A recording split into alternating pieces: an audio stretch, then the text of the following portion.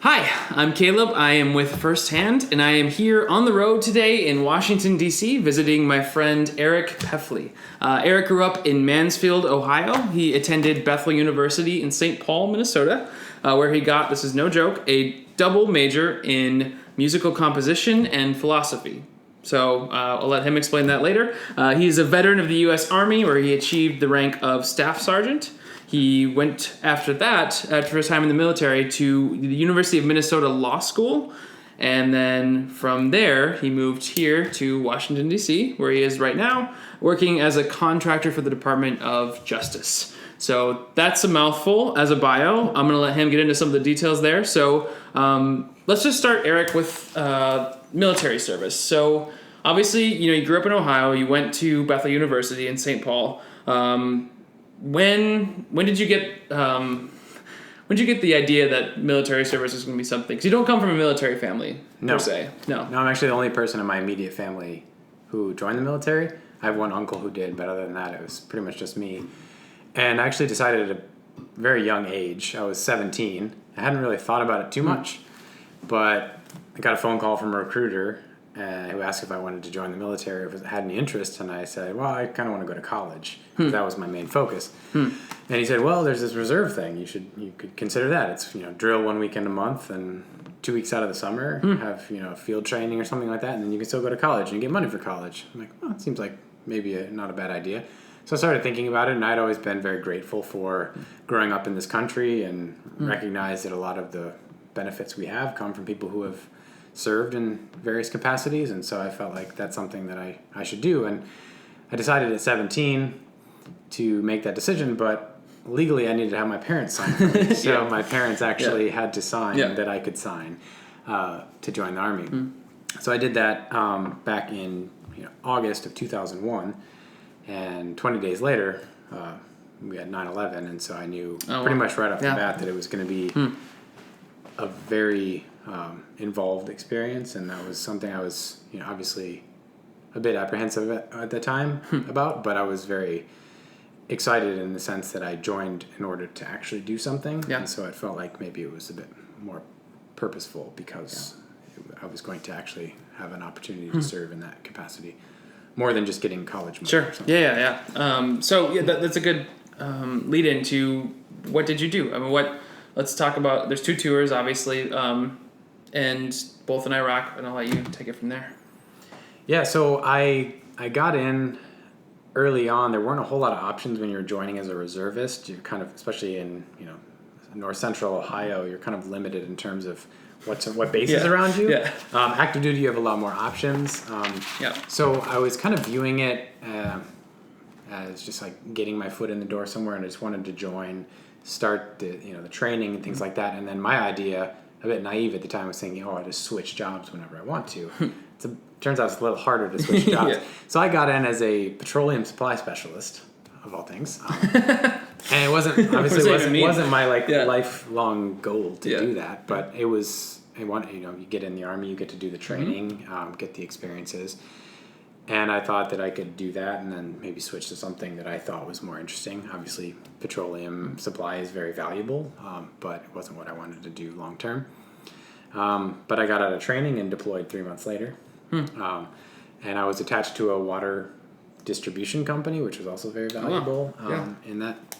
But because I was petroleum supply, we didn't really have a huge need for that outside of just keeping a fuel truck full and filling up the pumps and things like that. So I had a lot of extra time that I helped out with the maintenance section. So I did maintenance work, and then ended up doing a lot of convoy security as the security situation started kind of destabilizing once we were there.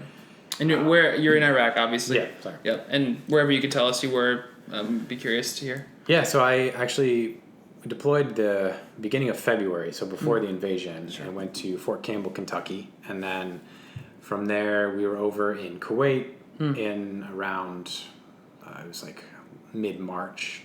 So as kind of like, it was shortly after the invasion. I think we landed on the ground in Kuwait on March 23rd, 2003. Oh, wow. It was like right after the invasion had happened. And we were kind of in and out of Iraq. We had half of our company went up to Basra, and I stayed back and I did a few runs back and forth doing supplies.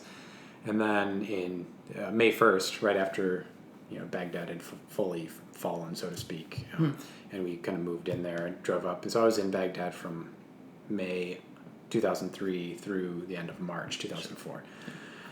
And from there, did a lot of convoy security runs elsewhere throughout the country, things like that. Wow. And so that's the first tour then, correct? So Right. So Eric, he goes on his first tour of Iraq.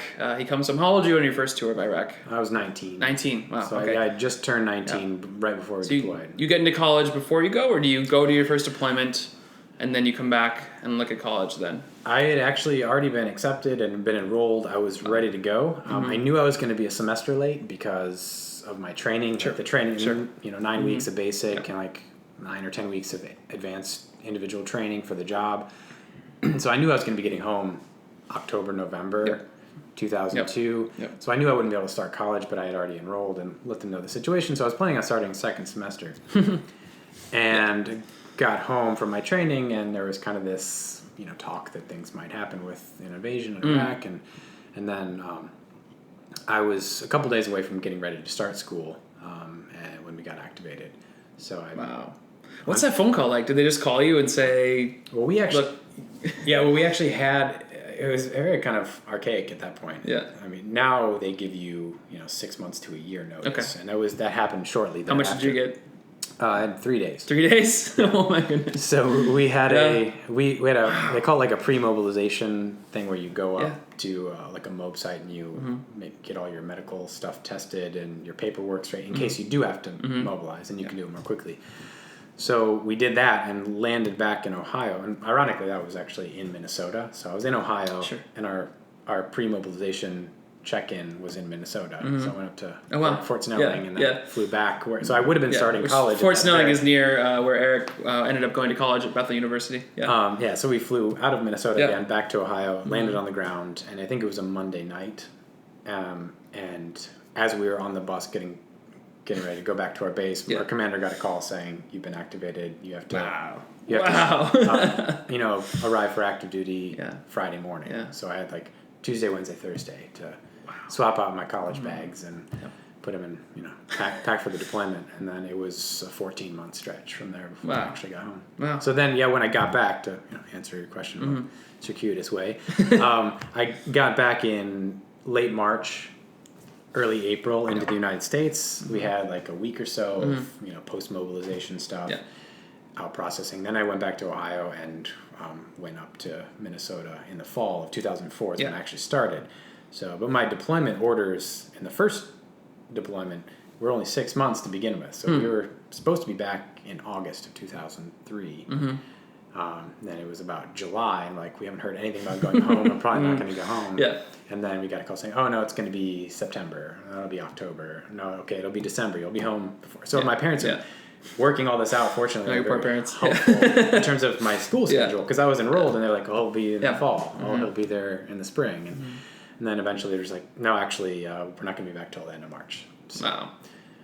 So you come back, and then it's time to totally switch contexts and start school, correct? Right. Yeah. Right, because then I was actually in the reserves. Yeah. The thing you had signed up for, which is not necessarily going, but okay. Right. So then it was back to the 1 weekend a month type of thing. Yep. In school. So you start school, and you start as a musical composition major? I came in undecided, leaning towards political science. Yeah. And I really didn't know what I wanted to do. I think is the case with a lot of people coming to college. I didn't quite know. And I was just taking different classes. The political science class I liked the class, but I didn't like the professor. And I took a music course just because I grew up in a very musical family. So I knew I loved doing it, and I wanted to, sing in the choir and things like that. So I thought I should actually study it and see if I like it. And it ended up being my favorite subject that I was taking. So I ended up saying I should do, consider studying this more. And also music kind of took on a very important part in my life in conjunction with the military, and creating an outlet for exploring different ways of communicating, expressing things that I was experiencing in my military experiences, in addition to my personal life, just kind of a very interesting kind of intellectual and emotional exploration of experiences. And so I found it very fulfilling. And so I I actually switched then and declared music as Yeah. a major, Yeah. and then realized I liked writing. The thing that I liked the most was the writing, and so I changed it to music composition. Oh wow, that's cool. Okay, so you get back into school. You're there for 2 years. 3 years. 3 years. So you're there for 3 years, and then you, for some reason, decide you want to go back. Is that correct? Yes. Yeah. Yes. Yeah. It was. It's a bit complicated. I mean, obviously, I got back in 2004, and things weren't getting better; they were getting worse in Iraq. And I think a lot of people that were there would maybe understand this a little bit. That they felt somewhat a part of what was going on, even if they weren't there currently. They felt somewhat responsible, and regardless of the varying different perspectives on whether we should or shouldn't be there or should have gone in the first place, it didn't seem to matter to me. My thought was, we're there, things are getting worse, and we have some sort of obligation to try to make this work. And I was a bit, my original plan I had mentioned was to get in as a fueler and switch to a job that I was more interested in, that I could be more of an upfront role. And I didn't get that opportunity. I really liked the convoy security aspect, and that actually I came back and started doing security work. And so that was an aspect I was able to kind of latch onto as something I felt was very fulfilling. But I was more interested in kind of the dynamics of the counterinsurgency operation that was going on. And so I switched. Well, actually, when I moved up to Minnesota, I switched into a water company from petroleum. So I actually switched jobs once, which normally doesn't happen. But it just happened that my unit was disbanding in Ohio. And I was able So you switched to a unit in Minnesota. Okay. And I was going to try to do that anyway, but it opened up the opportunity for me to reclass into a different job. So I switched into water because it's very similar to petroleum. It's just different fluid going through the same pipes and pumps and everything. But that wasn't what I wanted to do either. And in the same building as my water unit was it was actually a material management company that I was working for. There was a psychological operations battalion. And the material management unit was actually disbanding as well. So I had another opportunity. Maybe you're a curse, like these units, And so I was talking to some guys down there that were in that unit saying, hey, we're always looking for more people. Yeah. And when I heard about what they did, it's like psychological operations, that's because I was actually thinking about, military police as an option, because I was really into the security aspect of it. But when I heard about the PSYOP, it was... it struck me. Yeah, no, that's. I mean, I think that's fascinating. So, I don't think probably a lot of people know exactly what that all encompasses. I didn't until you taught me about it. So, give us just a short story on what it means to be in PSYOPs, especially deployed in Iraq. Right.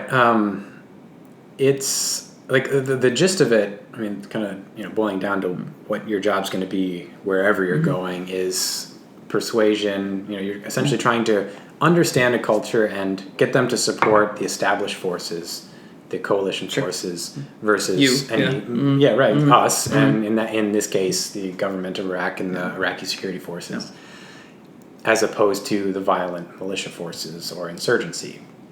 So it's a lot of counter-propaganda type stuff and face-to-face interactions, communicating with people, trying to understand their mindsets and see how that kind of plays into what's going on strategically on the ground. So that's kind of the nutshell of it. You do anything from face-to-face interactions to leaflet drops to developing products that you think are going to be helpful in changing people's minds to looking at propaganda that's up and analyzing it and saying, how should we respond to this? Things like that. So it seemed like a very upfront, important, and kind of intellectually challenging in addition to physically challenging, which I was really interested in. And I kind of saw that as my avenue to get back over there in a way that I felt would be really worthwhile, that I might actually be able to do some bit of good. So you deploy the second time as, what would it be called, the battalion that does PSYOPs? It was a PSYOP battalion. Okay. That would be a great name for it. Psychological Operations Battalion. Yep. And what year is that then? This was 2008 was when we actually deployed. Okay. I volunteered for the deployment in I think it was March, somewhere around March of 2007. So we had much more advance notice because they already knew they were planning on going. And I joined the unit with the expectation that I wanted to deploy. And that type of unit deploys a lot, so they were excited to have people coming in that wanted to.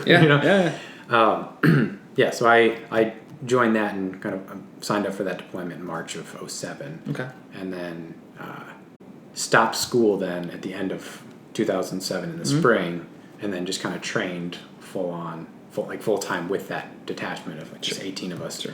How long is that training period? We trained we started training in August, and we were training on our own, kind of creating our own training environments and stuff until November. And then we went to Fort Bragg, North Carolina, and had it was like, we spent about a month and a half there before we deployed. So it was a decent amount of training before I went over. And I also, since I was changing jobs, I had to actually go to that school. So it's a month-long school in August, which is, I think it was the beginning of August when I went to that. Yeah. And like learn the job. So you deploy the second time, and then you come back, and I'm guessing at some point. So what's the typical? I don't know if it's a contract is the right way to describe it, but like the time that you sign up for to be in the reserves is obviously coming to an end at some point, right? Like you haven't committed for a lifelong career in the military per se. At this point, it's obviously an option, I'm sure. But when you come back, how much time is left from the end of your second deployment to the contract or whatever it might be ending? Right. So actually, when I got back, it was only about 8 or 9 months till the end of my full contract. But the Reserve National Guard contracts are a little bit different in that they're normally 6 years where you're active reserve, or actively drilling, and then there's a 2-year period where you're called inactive reserve, where you don't have any obligations, but you still could get called up. Okay. You can also extend that last 2 years to do active reserve, which is what I did, because I was coming up to the point when I volunteered for the second deployment, I was going to be coming into the end of my 6th year before we actually deployed. So like I might as well just extend and stay, and then when I get back, I can either re-enlist then or I just have a handful of months after I got home till my full contract was done. So I ended up doing 8 full years. Okay. Wow. And then give or take 3 years of that. So you come back, and when was there like a day that you made the decision? Because I'm assuming at this point, I know just from hearing you talk about it that you were successful in the military. Like you felt very like at home there. That it could have been a career, sort of like lifelong military for you. Is there a moment you come home and you decide, okay, do I go this way or do I go back into sort of civilian life and start looking for a career there? Yeah, that was a big decision. And actually, that was one of the things kind of going back to my thought when I initially joined the Army. I didn't, obviously, as a 17-year-old or even in my early 20s, I didn't really know this is what I want to do with my life. So it was really enticing to me because the reserve gave me an opportunity to study one thing on the civilian side, pursue one type of career, and then have a completely different career in the military, and then kind of decide which one I liked the best. It just gave me more options, and I like that because I'm interested in so many different things. It gave me a way to kind of have 2 separate lives, so to speak, and things that I cared a lot about. So I didn't know when I signed up whether I was going to re-enlist or not. But when I was fairly confident I was going to re-enlist, and it was actually midway through my second deployment, I almost re-enlisted. Wow. For another 6 years. But that experience was it was a positive experience, a good experience. It wasn't like, this is so bad I got to get out. It was just, that's when I started taking an interest in law. Sure. So I briefly explained my job where I was trying to persuade the Iraqi people to support the government of Iraq and the coalition forces in the midst of this kind of crazy environment where no one really trusted anyone and it was very dangerous, and all the things you were trying to do to build up the infrastructure and regain legitimacy and be transparent about your operations were getting attacked by these minority members of this militia group, and it was just a very challenging environment to try to persuade people to support an established government that they didn't trust and arguably wasn't operating very clearly and transparently and successfully. So I started thinking, there's only so much I can do to try to make this situation better. And I started kind of really taking a strong interest in the rule of law, this idea that, you can stabilize through functioning legal systems. That's maybe the best way. The infrastructure, it's the thing. Right. So if people don't trust their system, like I can talk to you till I'm blue in the face saying, trust your government, trust Yeah. your government, trust your government. And Yeah. like, talk to your police officers, but if there are actually police officers that are involved with the militia and that you have the government and the legal system is sometimes, or at least even if the perception is that they're letting people out the door, if they know like them, there's no recourse. Then there's very little hope for you actually being successful in having people support that. So the idea, like rule of law, it's not, a nation of this or that or this group, but it's like this established legal system that everyone just adheres to. And it's never perfect in any system, but I thought it would be really valuable to kind of like, I started thinking like, why does our system in the United States seem to work? It has a lot of flaws, but there's something that for the most part, people respect that legal system. Like you trust that if you rob somebody or if someone robs you, someone will get involved, and in the end, there will be some type of justice, right? Like there's a system in place for that type of... Or at least you have a system that you can go and try to get that justice. Yeah. Whether you agree with the outcome, it's obviously up in the air. And there isn't corruption or things like that. Yeah. But I really started, between force and like kind of legal restructuring, I felt like maybe I was more suited to and believed more strongly in kind of focusing on the rule of law, stability, side of things. And so that got me interested in law school. And then I recognized that the job I was in was, it deployed a lot. And it wasn't that I didn't like the deployments. I mean, I volunteered for my second one. And it was an amazing, life-changing experience. But I really wanted to go to law school at that point. Yeah. And so it just kind of hit me. You decide that like while you're on tour? Yeah. Like you're out there, you're in Iraq, and you decide... Yeah, I'm gonna go home and and I was talking to some people about it because I was working with some guys that were contractors over there, and one of them had a PhD in anthropology and was over there and was doing amazing work and stuff. And so I was able to bounce a lot of these ideas off of him. Like, this is stuff I like. I think this is really important, but I'm kind of interested in doing this type of work or something similar in a legal, realm. I think law school would be a good idea. And so we started talking about that. And it was just kind of an idea that stuck with me. I didn't quite know what I wanted to do after that, but I knew that that was, again, like the next step, the next avenue that would allow me to branch out. Okay, so you're fully in the transition of military service to civilian life, going to law school. What about like just being in the military service? So obviously that makes up a lot of your current experience. If you're thinking about like Eric getting a job now or Eric getting into a school, like a top law school that's going to set him up for success in the next phase of his life. So what are the things that you feel like you took from military service that you directly used to get yourself into law school? Well, I think that, the challenge with, like, I think getting into a program, getting into a job is trying to set yourself apart. There are a lot of really well qualified people out there, and there's only so much you can do in a school environment or even in a civilian job type environment. I think there's something about the military that just it stands out a little bit. Sure.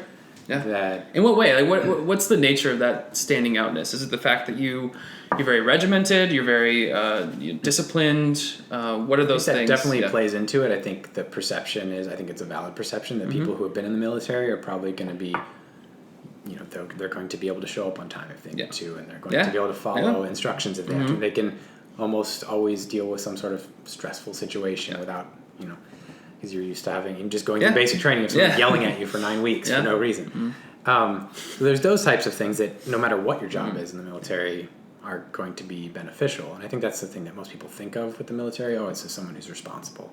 So there's that. And then there's also the aspect that I think it's only about 1% of the population of this country served in the military or are in the military. Yeah. So more have served probably. But so you're in a small minority that's immediately is going to stand out. And then there's a ton of different jobs you can do within the military. And I think that's where I felt like I could really capitalize. And I think a lot of other people have done this as well. But most people think of, oh, you were in the Army, you carried a gun and you did this and that. I don't know.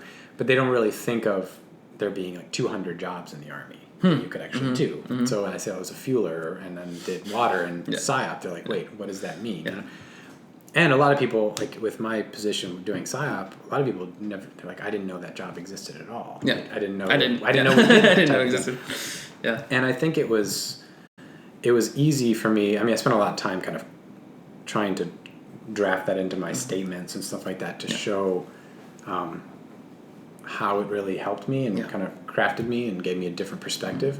But I think that job in and of itself just kind of stood out. Yeah. But I think there's a lot of different jobs with the military that do that. And so I think that was a big part of why I was able to kind of make up for other aspects of, an application that I wasn't quite as strong on. Yeah. And, so I think that was a big just to get factor. Specific for a second. So assuming someone watching this is trying to get a job, maybe not necessarily like into a school, but they're writing a cover letter and they've served in the military, whether they're deployed or not, they have that background of having gone to basic training, having spent some time just in the military complex. Mm-hmm.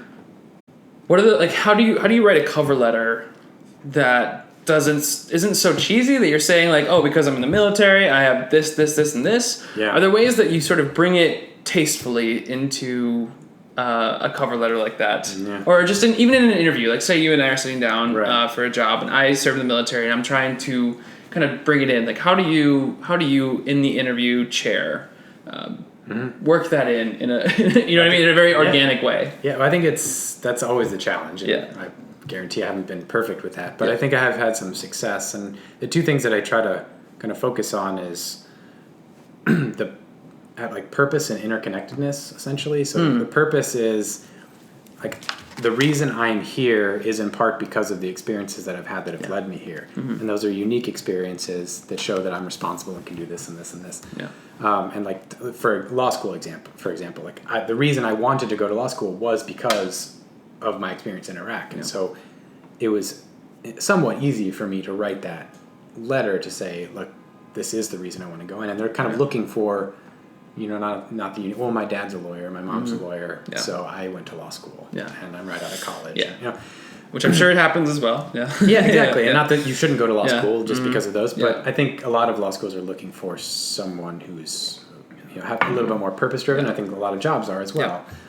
So if you can find some way to connect that military experience into like why you want this job, that's been helpful for me. And also the interconnectedness. I just a lot of people looked at me, much in the way you mentioned, music and philosophy, and then add the military to that and PSYOP, and I did security work, and like I've gotten this question in a lot of different interviews for internships and jobs, and and I get the question a lot just by what the classmates. Heck? Like, how does that make any sense? Yeah. But for me, I have this very to me it all fits together. Sure. Yeah. And when you actually start, kind of hashing it out, and I think developing a way to explain that to people, how it all fits in and makes sense.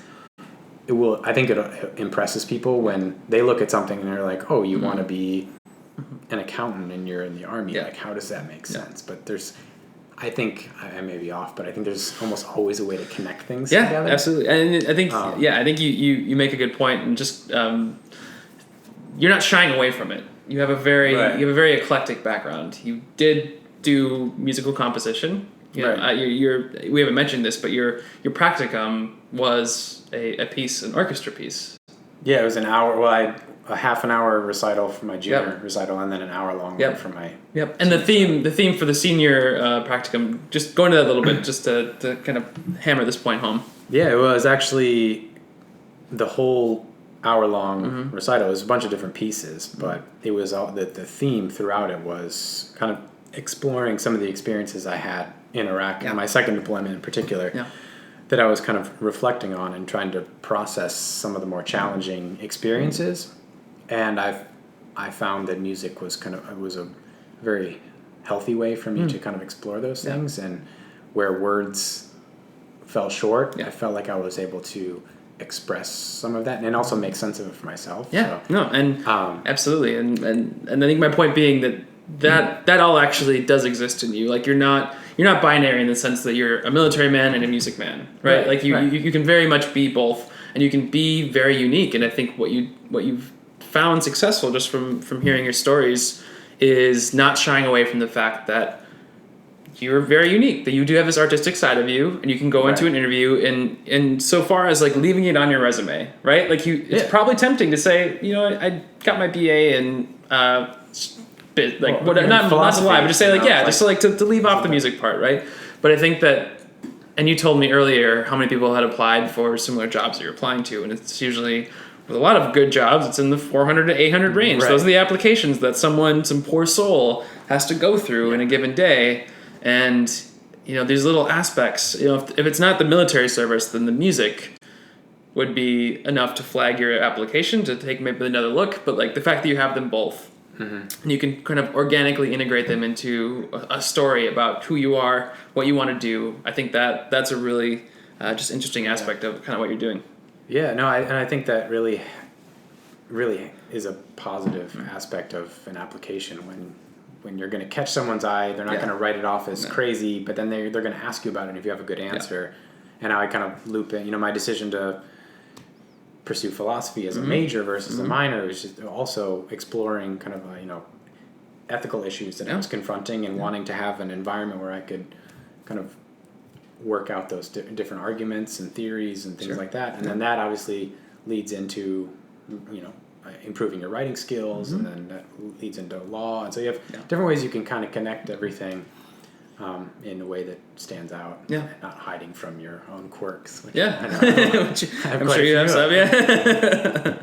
Well, excellent. So, thinking in sort of the veteran's shoes, someone similar to you that maybe did military experience for whatever reason, maybe they just didn't have any kind of just aimlessness after high school, or they had that bent from either family background or what have you, but they're transitioning to civilian life.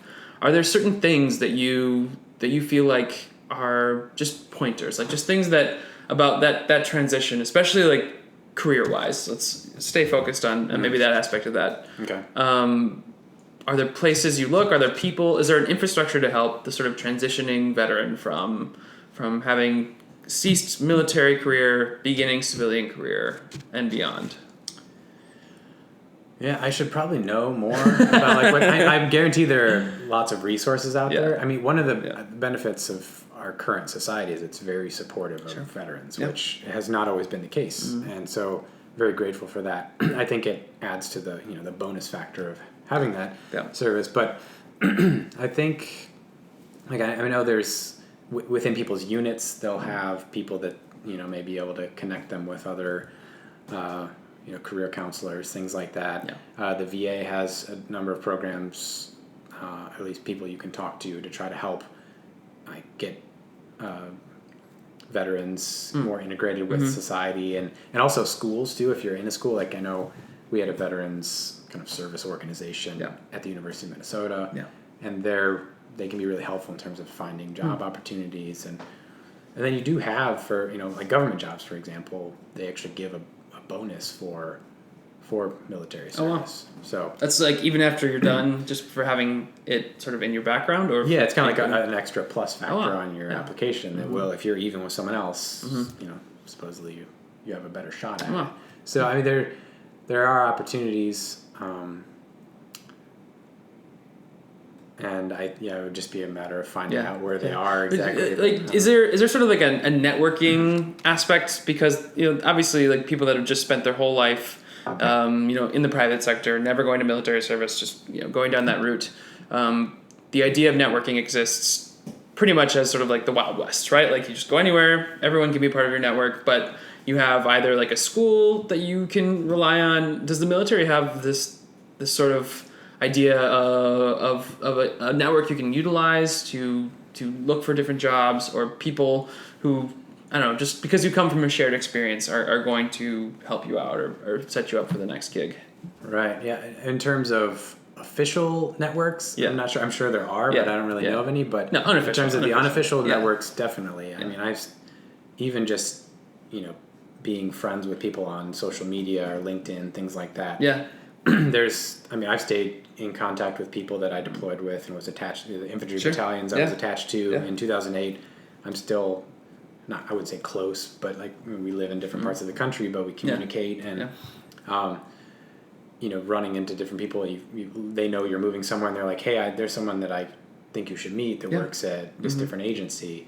And, I have some of the officers I worked with are out in DC, and I've touched base with them and things like that. And I think there's something very strong. There's a strong connection, a strong bond that shared experience in the military that you should definitely try to tap into, and just because it's you experience something that so few people did, and when you find other people who experience it, even if you don't really know them, it's kind of an automatic connection. Yeah. And connections are really helpful just in terms of finding out opportunities, seeing what other people did to get where they are, just talking to a lot of different people, and you're going to find in veterans, people who are willing to talk to you and share their experiences and be excited to help you out because they want to see you succeed as well. That's definitely been my experience. Right. So. Well, I'm going to make you tell a story. If you can. We can always edit it out later if you can't. Okay. But just talk about getting your first job in DC and go back to law school graduation and the opportunities that arose because of your service and because of your story from the end of law school to being in Minnesota, not knowing exactly what the next step was, to now being in DC and employed at the DOJ. Right. Well, as a contractor. But. Sure. Yeah. So I went into law school with kind of a bent towards human rights and criminal justice. Those are my focuses, my concentrations. And so I knew I wanted to do something along those lines, but didn't quite know what. And there's so many different opportunities, but it was kind of a challenging market. Yeah. And so I started actually talking to a professor. He ran a clinic at our law school who worked in the Department of Justice for a very long time. And he was very interested in my